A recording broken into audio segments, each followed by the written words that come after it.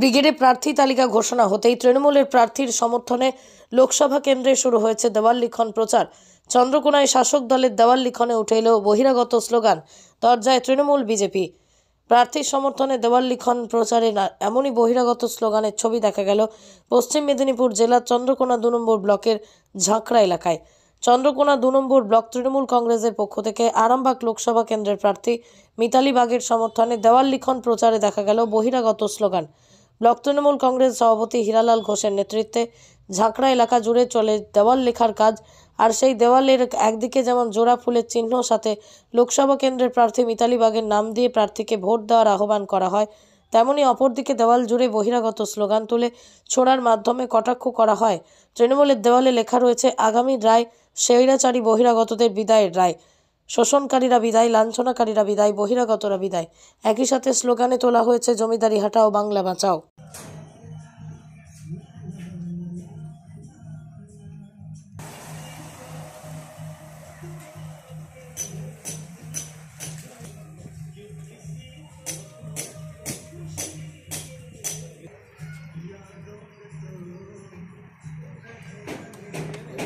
বিদায়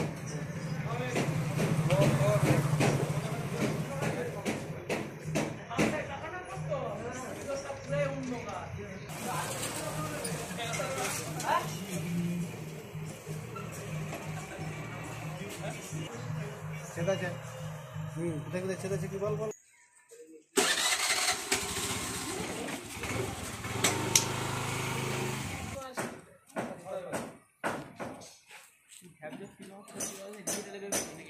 না না ওখান তো জিনিস ঠিক করে এটা তো একটু সামনে জানতো একটু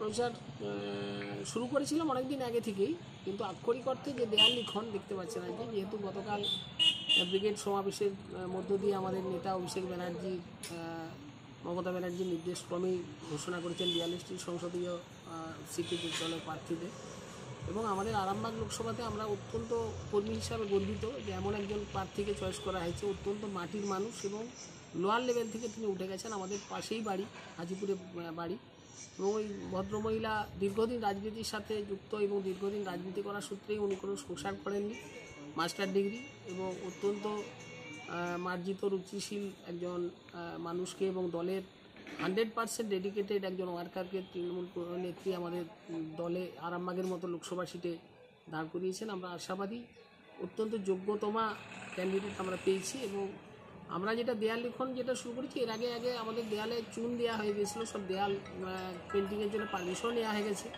কিন্তু ক্যান্ডিডেটের নাম আমরা গতকাল পাওয়ার পর থেকে আমাদের কর্মীরা সর্বত্র, গোটা ব্লকের সর্বত্র তৃণমূল কর্মীরা কিন্তু শুরু করে দিয়েছেন দেয়াল। আপনার দেয়াল লেখাতে দেখা যাচ্ছে কিছু ছড়া লক্ষ্য করা গেছে, সেখানে বহিরাগত একটা শব্দ ব্যবহার করা হচ্ছে বা বহিরাগত তথ্যকে তুলে ধরা হচ্ছে, এটা কেন? বহিরাগত আক্ষরিক অর্থে যেটা আমরা বহিরাগত শব্দ মানে কোনো বিদেশি বা বাইরের কাউকে বোঝায়, কিন্তু আমাদের রাজনৈতিকভাবে আমাদের নেত্রী বা আমাদের নেতা অভিষেক ব্যানার্জি বহিরাগত শব্দটা বলেন যে 365 দিন এরা শুধুমাত্র নির্বাচন ঘোষণা নির্ঘণ্ট জারির মুখে অথবা নির্ঘণ্ট জারি হওয়ার পর নির্বাচন শেষ হওয়ার ফলাফল বেরোনোর আগে অবধি এরা প্রতিনিয়ত ডেলি প্যাসেঞ্জারি করে, যাতায়াত করে, তারপর এদের আর টিকি পাওয়া যায় না। সেই অর্থে এবং উল্টো দিক থেকে আমাদের পশ্চিমবঙ্গের মানুষের উপরে, বিশেষ করে বাঙালিদের উপরে তাদের আচরণ, যে ধরনের বিমাতৃসুলভ আচরণ করছে, সেটা একজন বহিরাগত পক্ষেই সম্ভব। যদি একজন আমাদের নিজেদের পরিবারের লোক ভাবি, তাহলে কিন্তু তারা এই ধরনের 100 দিনের কাজের টাকা বন্ধ করা থেকে শুরু করে সমস্ত দিক থেকে যে রাজ্য সরকারকে যেভাবে আমাদের নেত্রীকে বঞ্চনা করার চেষ্টা হয়েছে, সেই অর্থেও বহিরাগতটা প্রাসঙ্গিক। দেখুন, এখানে বহিরাগত বলে চিৎকার করে কিছু হবে না। যতই বহিরাগত বলুন, যাই বলুন না কেন, তৃণমূলের দেয়ালে পিঠ ঠেকে গেছে। আমাদের যেটা স্লোগান উঠেছে 42-এ 42, আমরা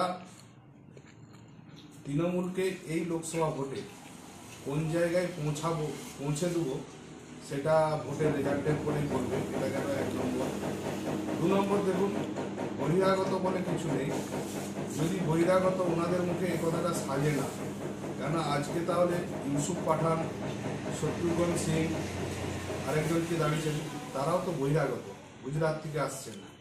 তো আমরা এইসব বহিরাগত তকমা বিশ্বাসী নয়, কেন আমরা জানি ভারতবর্ষের মধ্যে পশ্চিমবাংলা একটা আছে রাজ্য, তাই বহিরাগত বলে কোনো জিনিস হয় না।